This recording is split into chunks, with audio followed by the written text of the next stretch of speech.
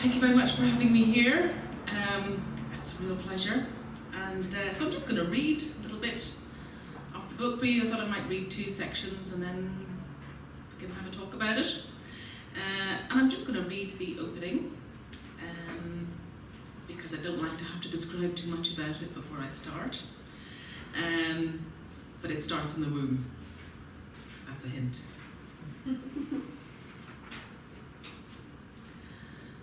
For you, you'll give her name. In the stitches of her skin she'll wear your say. Mammy me, yes you. Pants the bed, I'd say. I'd say that's what you did. Then lay you down, they cut you round, wait and hour and day.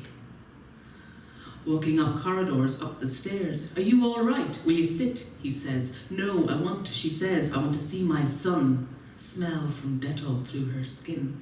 Mops, diamond floor tiles, all as strong. Will it burn your eyes out if you had some?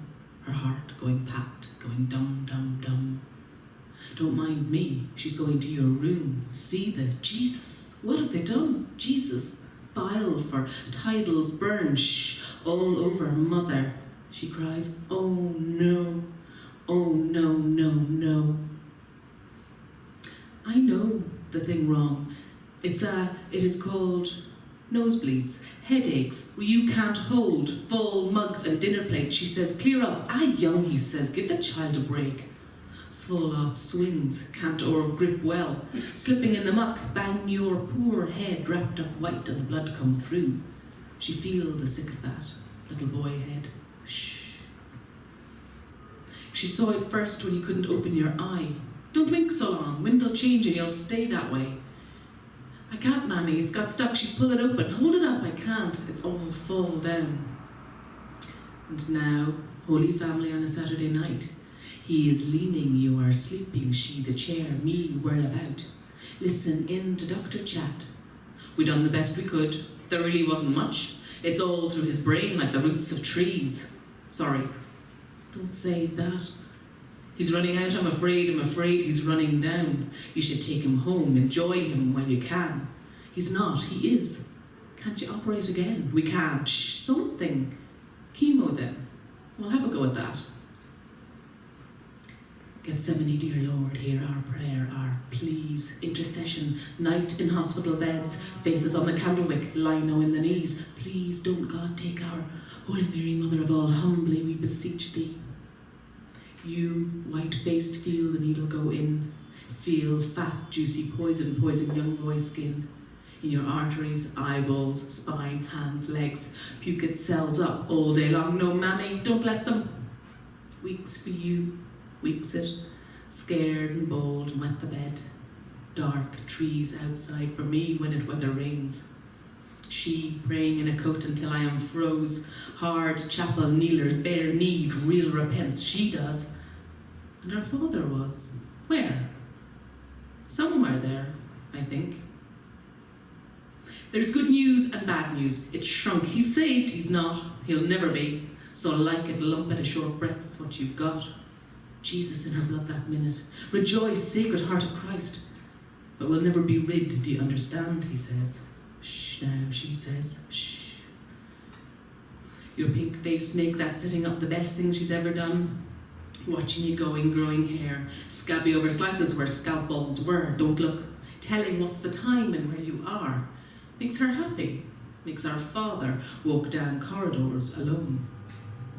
He says, I can't be waiting for it all the time. I'd give my eyes to fix him, but the heart cannot be wrung and wrung. And she, like calmest Virgin Mary sitting on the bed, hands warming up her sides for, what are you saying? Breath. Going. Leaving. But he's just stopped dying. This one's to come. Please don't know I won't stop you. Could never make you do a thing. You'll support us. Aren't you great? Oh, the house is mine. It's for the best. For who? You, me. Bored my body up. I'm not for loving anymore. I'll live for housework, dressing kids, and you for mortgage, new shoes, spuds. Can't live short hope, but gas bills long and paid on time too. Oh, so kind.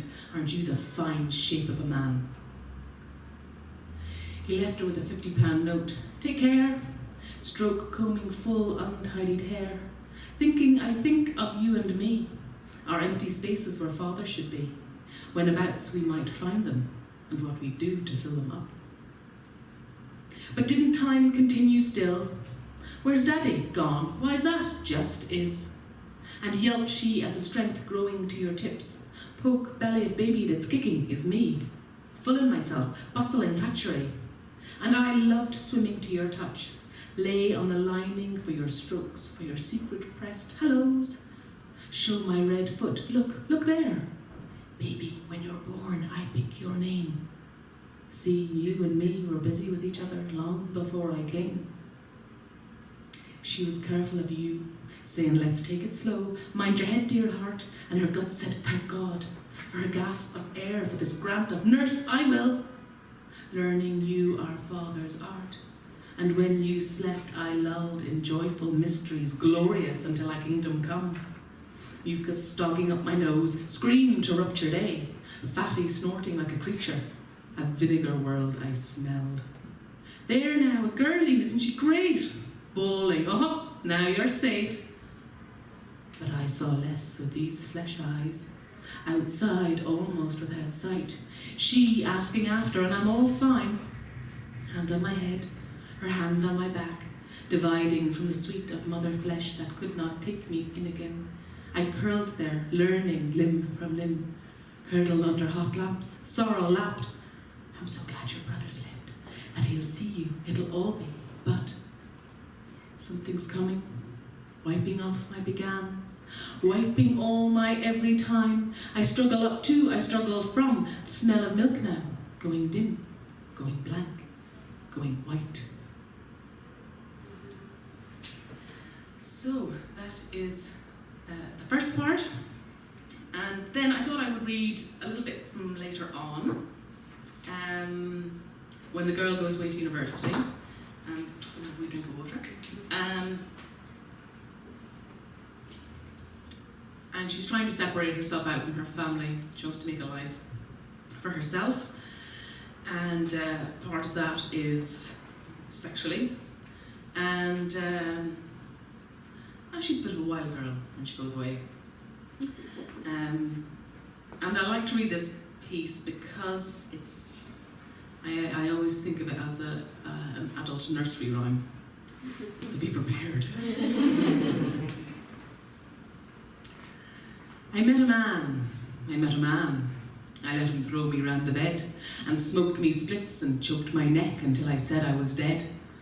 I met a man who took me for walks, long ones in the country. I offer up in the hedge. I met a man, I met with her, she and me and his friend to bars at night and drink champagne and bought me chips at every tea time. I met a man with condoms in his pockets. Don't use them. He loves children in his heart. No. I met a man who knew me once, who saw me around when I was a child, who said, you're a fine-looking woman now. Come back, marry me, live on my farm. No. I met a man who was a priest. I did. Just as well as many another one would. I met a man who said he'd pay me by the month, who said he'd keep me up in style and I'd be waiting when he arrived. No, is what I say. I met a man who hit me a smack. I met a man who cracked my arm. I met a man who said, what are you doing out so late at night? I met a man, and wash my mouth out with soap. I wish I could, that I did then. I met a man, a stupid thing. I met a man, should have turned on my heel. I thought, I didn't know to think. I didn't even know to speak. I met a man, I kept on walking. I met a man, and I lay down. And slapped and cried, and whined and dined. I met a man, and many more, and I didn't know you at all. Is that just a little bit?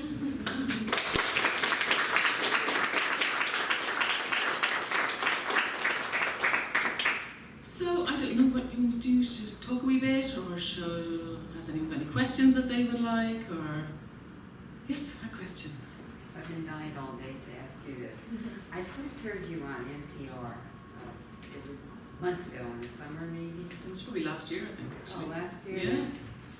Yeah, and I remember you saying something like it took you 15 years to get it published, or you were working on it for 15 years. Which of the two did you say? It took me 9 years to get it published. Oh, and how long did it take you to write it? 6 months. Oh, okay. Then I obviously because I kept thinking, because I'm retired from another field, and I do some writing just because it's fun, and until some wise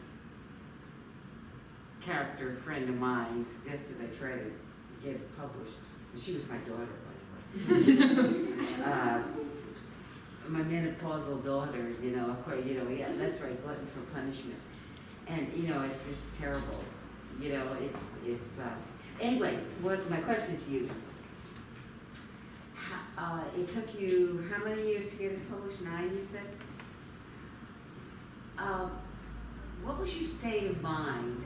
I mean, you must have been dealing, like working in your mind on other things. You weren't, thinking every day about, am I going to get this published, or making steps to do so? Were you? I mean, how did you deal with that? No, I mean, total desperation is really what it was like for 9 years. When I wrote the book, I knew that I was trying to do something else with the language, and I knew that meant that it would probably not be as easy as it might be to get it published. So I understood that, but I really didn't anticipate what happened. And the reason why it was getting refused, that it wasn't because they didn't like the book or they didn't see the value in the book, but because they couldn't sell it. They didn't think they could sell it. They didn't think there was an audience for writing that was interested in language. And so after a few years, really, of just getting glowing rejection letters, I sort of had to decide whether I was a writer, even if I was an unpublishable writer, which apparently was what I was going to be, and if I was going to spend my life being that, would I still write? And it's kind of hard when you're in your late 20s, early 30s to make the decision that you're going to have to be a failure.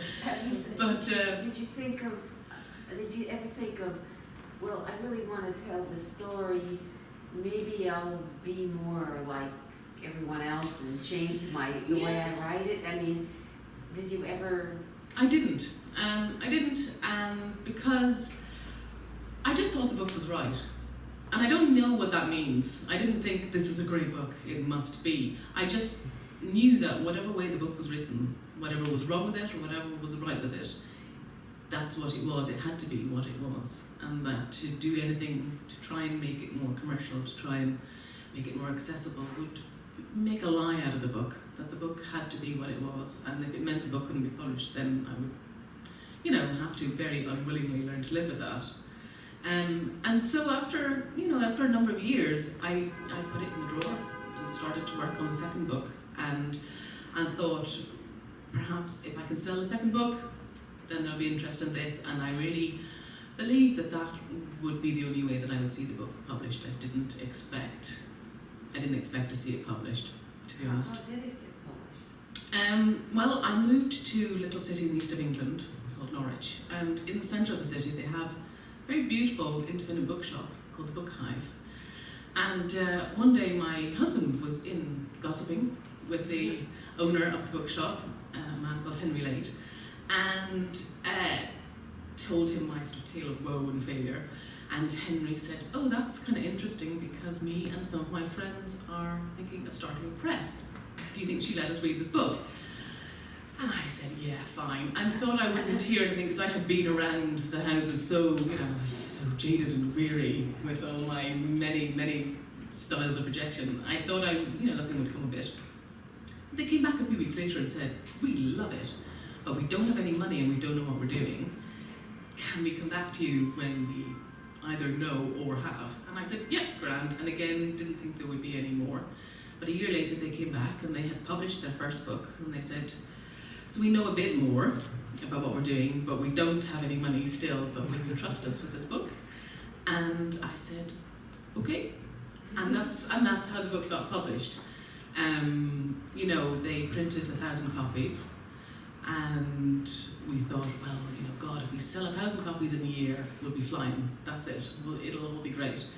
And maybe get a couple of local reviews. And for me, it was a wonderful thing to escape the humiliation of having to say, no, I'm not published and I can't get published, and it's been 9 years.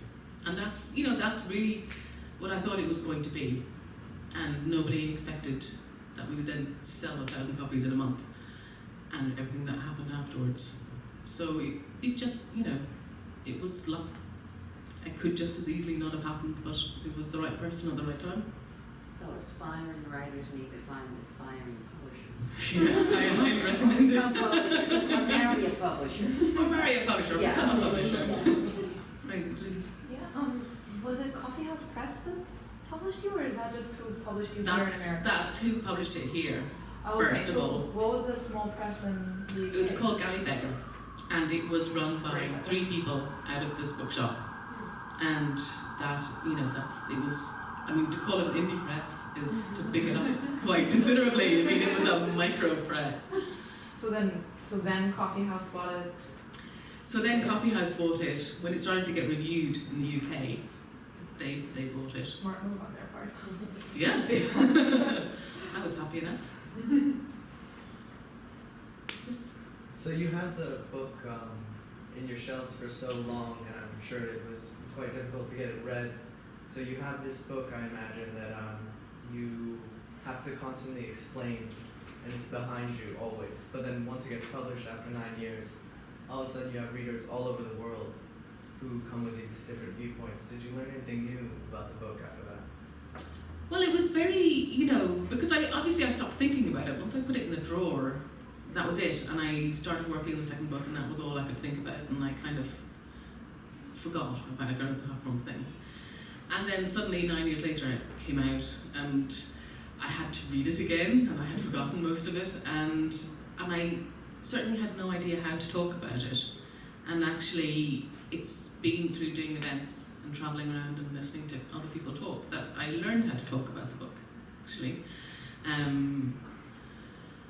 So I find it quite interesting to hear what other people have to say about it, and to see their reaction. Because also, you know, what I was trying to do with the language was to give the reader a really, really different kind of reading experience. I wanted to see if it was possible to take the writer out of the equation, to make the whole experience be between the reader and the character, so that I would be absent and I wouldn't be there navigating or helping or showing or telling people what they should be thinking or feeling at any point. That they should, I wanted it almost to feel as though it was something that was happening inside their own bodies. And of course, when that's what you want to do, and then no one reads the book, you don't know whether you succeeded or not. So, you know, 9 years later, to find out that actually people did have that experience, it was great. Yes. I'm gonna have a lot of questions if other people don't raise their hands. So, do you feel like by playing with language the way you do in this book, because there is a sort of rhythm and a very poetic, lyrical quality to the writing, do you feel like you could have done that with more than one character narrating it? Or is this just the voice of the girl? Or this a girl? Because it's her brain. Yeah, I think it would have dissipated the intensity of the experience to try and open it out more. And what I really wanted was that kind of slap in the face quality for the reader, that it would just be something that would take hold and that they would feel they couldn't separate themselves out from. And if you have different narrators expressing different points of view, then that suddenly that energy has gone. So it was really very much about keeping it focused on that, just that one girl and that kind of rush through her. You have a beautiful voice, so you read. So I want to say that first. And then I have 2 questions. One is about the title. Did you pick the title, and if so, why do you call it that? And the second question, and I should say that I was moved by the book when the brother dies and the girl's feeling for the brother is there. I found myself tearful. So it's a world one gets into.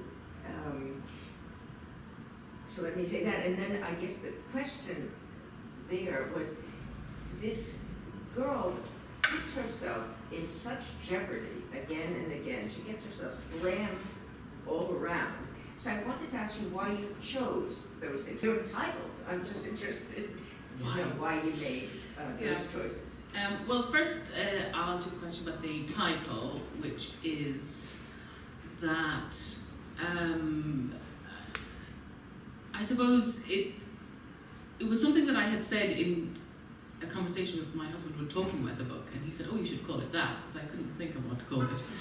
And I thought, oh no, that sounds terrible. It's so long and unwieldy and unmusical, but it kind of clung. And I realised that it really encapsulated everything that the book was about. That the book is about becoming, about, a woman is a fully formed thing, and the girl is a half-formed thing, and she's constantly in the process of trying to go towards becoming fully formed.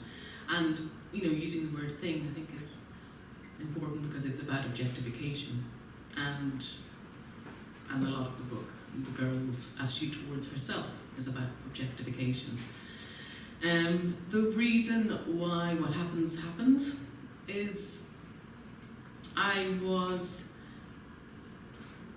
very interested in writing about abuse, but to write about the insidious after effects of it, rather than it being sort of a dramatic thing that happens and then is very sad when someone thinks about it, but really to write about the kind of the tentacles it puts out through this girl's life, so that the initial act, the thing that happens to her when she's 13, I was interested in seeing, when you grow up in a society in which there's no way to discuss sexual abuse, sexuality of any sort, any of those kind of experiences, especially as a woman, where those things are seen as completely unclean and shouldn't be on your mind or anywhere near you, how you cope with a situation of abuse, where there is no vocabulary to speak about those experiences, that doesn't even exist. The only way you can speak about it is in moral terms that are imposed upon you. And so the girl really has only one choice to think of ways to think about what has happened to her, and then how that affects her, how it affects her own burgeoning sexuality. But also I wanted to write a female character who wasn't interested in falling in love. And that's what I love about the girl, is that she's not looking for romance, she's not looking for a boyfriend, she's not going to get fixed if someone comes along and loves her. And that sexuality becomes about something very different for her, that it becomes, rather than an expression of feeling, it just becomes a mechanism of defense, that she uses it to exert control, that she uses it to protect herself from other difficult emotions in her life. And there's the kind of, the journey is about whether she will be able to make that break, or whether she will be brought back in, whether she will escape the fate and go out into the world and become something else, or whether it wins, whether the difficult things overwhelm. And although the book ends the way it ends, I also think there is an ambiguity about it. I hope there is an ambiguity about it, that there is something of transcendence in the last scenes as well, that it is not just about self-destruction, that it is also about, it is an act of becoming. So, yeah, I hope that answers your question, sort of. Beautifully. I was thinking as you were talking, I look at it from, I haven't read the book from what has been said, what you said. It seems to me that she basically didn't have this hope that, oh, I'll be fixed up and repaired. She more or less knew that either that something wrong with her, but maybe something wrong with the world at any rate, that this is the way things work. And sometimes the act of suicide could be, well, at least that's one thing you can't control. I mean, it's almost like an existential statement of, well, here's something I have control over, because there's nothing else in the world that I seem to, you know, I mean, you could look at it as not necessarily negative. Yeah, in a way, I think to dwell on the end is to miss the point. Because for me, the point about the girl, the thing that I love about the girl, is that she's always trying to take control. She is, and it was very important to me to write a female character that isn't battered around by the things that happen to her, who is not the victim of everything that happens to her in her life, but is constantly seeking to take control of a situation that becomes increasingly uncontrollable. And because she doesn't know how to deal with these things in a different way, it does spiral for her, but she's always trying to be herself in this situation. She is not trying to please, and she is not, hoping that everything is going to get better suddenly. She is making her own choices all the time about her life, and even when those choices become destructive, she makes those choices, and that's what I like about her, that she isn't this kind of weak, sort of wounded little bird. She's a fighter. Sorry, I'm a little sick. I like what you said about becoming, and I read the book and I loved it. I was obsessed with it and told all my friends to read it, so I'm really happy to be here. Thank you very much. Despite being sick, I put it all over the internet. But I also saw the book very much as something that was empowering. So I like what you just said about the girl. I'm a poet also, so I'm interested in the language aspect of it. So what can you say about your sort of, the way you're drawn to language? Do you also write poetry? Is that part of your writing? I don't write poetry, actually, and I think I have the slight hump against poetry, because I feel as though readers give poets a lot more leeway than they give writers of prose, and that people come to poetry with a much more open mind, so lucky you. And I kind of think, well, who says prose writers can't have that? Why not? Why can't it be like that for us? Just because creative writing schools tell everyone they can't have any rhyming words in their books, I disagree. And I think I got to the language because of Joyce, because I wrote this quote down because I really like quoting it, and I can never remember it. But I read this is one of the things that set me off, actually, which was, it's a letter that he wrote to his patron about Finnegan's Wake, which is one great part of every human existence is passed in a state which cannot be rendered sensible by the use of wide-awake language, cut-and-dry grammar, and go-ahead plot. And that was, for me, was like the real trigger, because it was as though Joyce suddenly just pointed and went, over there, see that? Over there, there's space that's left in modernism. Because, he was talking about Finnegan's Wake, and Finnegan's Wake does its own thing, but I thought, yeah, there is something else here, there is still room here. And rather than sort of extrapolating out into the universe, I sort of wanted to bring it in to the soul, to kind of get as far inside another person and get the book as far inside the reader as I could. And I knew that to do that, language had to work in a really different way, and I find English incredibly frustrating.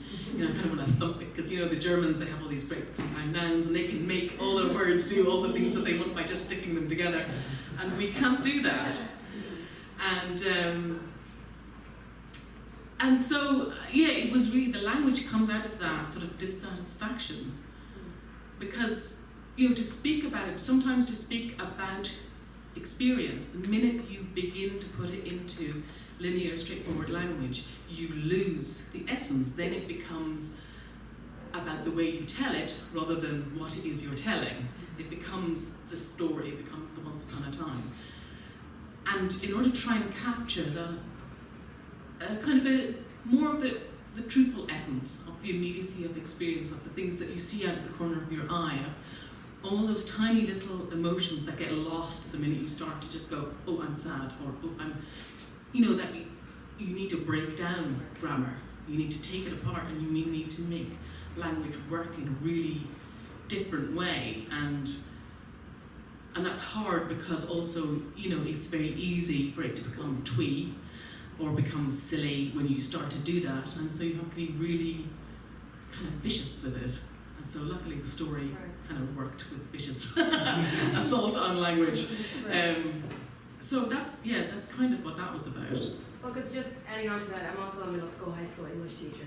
So from a teacher's perspective, I usually teach Angela's Ashes by Frank McCourt. Okay. So I don't know what your perspective of that is, but I saw this as almost in a lot of ways a female version of that. Reading Angela's Ashes, there's so much that, like you said, the reader experiences all that in their body. Yeah. Like you're there with Frank currently. Yeah. So I know that's a memoir and this is not, but it's an interesting parallel. Yeah, I kind of hate Angela's Ashes. I'm sorry. You know, I mean, it comes from the sort of the rich tradition of Irish miserabilism, Right. and I can see that this book could also fit into that. In that, oh God, it's bad, and then it's worse, and now it's worse, and there's snot, and it's worse, and there's blood, and everyone's dead, and you know, and it's, so I do recognise why you would see the connection there. But it isn't really. Yeah, I don't know. It's kind of trying for something else, I think. I'd ask you first. You've had some.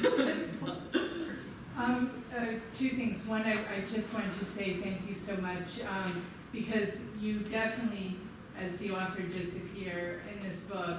And I had a sibling who had cancer as a child, and I literally experienced like vertigo when I was reading, like, you know, the Hail Marys and the novenas and the candles, and and you were completely absent from that experience. And also the dread.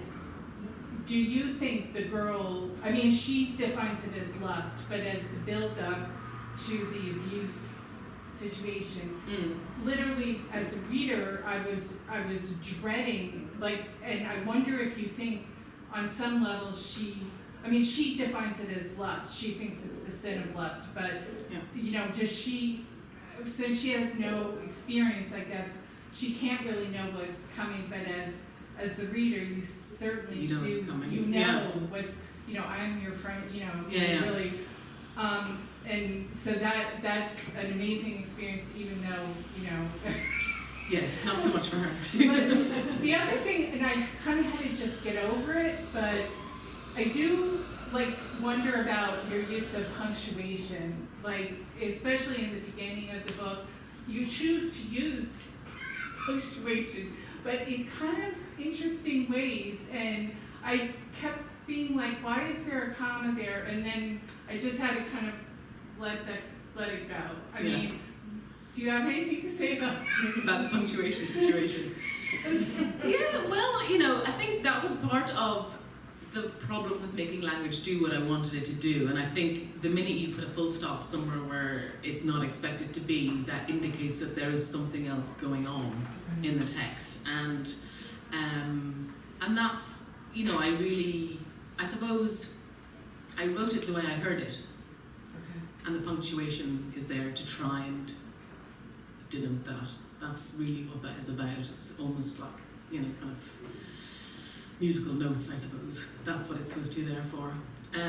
But on the issue with the girl and the uncle, I think, you know, she fancies him. Yeah. She has a crush on him. right? And I wanted to write about that because, you know, she's 13 and he's 41.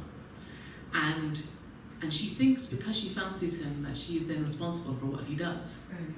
And that makes that situation harder for her and more ambiguous for her as she gets older, because she feels complicit in what he does, even though she is not in any way responsible and cannot be. And it's something that I've had quite a lot of arguments with people over, where people have gone, but it's the start of a relationship. Like it's really not the start of a relationship.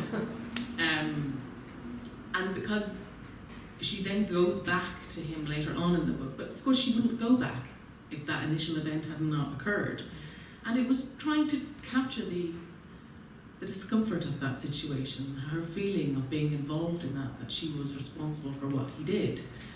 And the effect that has on her, the effect that feeling complicit in it has on her, I think is something that is not spoken about a lot when it comes to sexual abuse, or that people can have a physical reaction to it, that they get physical pleasure from it if it's not a brutal assault, and that they then feel that somehow they are to blame for what has been done. And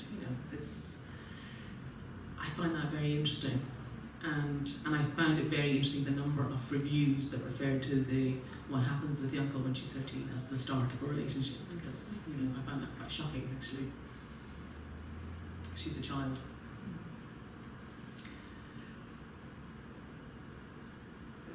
I just had a question. We were talking about the lyricism and kind of the musicality of your writing, and I wondered, when you started to put it down to the page, did you hear it first and then write, or you were writing and then hearing it at the same time? I was just kind of curious.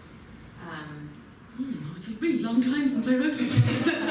I think I saw it, and then I tried to write it, and then I tried to make it sound how it looked in my head, if that makes any sense. And I certainly read it aloud all the time when I was writing it, in order to get that meter right and to get, all the sort of abrupt changes in there. So was that your first experiment? Or What was the question? Was that my first experiment? with the second writing? It was the first thing I finished. It's the first sort of complete work. I'd always been, ever since, I suppose in my teens, I had always been interested in trying to do something else with language, but that was the first thing that I did from beginning to end. Did you? Yes, always. Still speaking of the language, I was wondering how did you edit it? Or did you even edit it? Because once it sounds like you wrote it and then you made the musicality happen, and then you sort of, the language playing happened a little after the story. So I wonder how you edited it after the language. Well, it sounds like that, but really it all kind of happened at once. But the first draft was certainly getting the story, getting from beginning to end of the story, and the subsequent two drafts after that were about refining the language. But it was refining the language rather than inventing it. It all happened in one go, and so the editing was only ever tidying bits and pieces and cutting out bits and pieces. There was nothing big ever changed from the first draft on. So did you feel like you needed to tone it down in some places? The play, or? No, I wouldn't say tone it down, but sometimes I would just read something and it would jar, and then I wouldn't think about it too deeply about why. I knew that it was wrong and that was it. And it was about, I suppose, always trying to cheat into a sort of instinct. It was much more animal than intellectual. I think we have time for two more questions. Okay. And then You can, I have a comment listening to what people said and thinking about your book. And I don't know if this makes sense to you or it seems totally off. What the young woman is doing to herself, it seems to me, is something like what's happening to her brother. The idea of what you said about she feels complicit in her sexual abuse.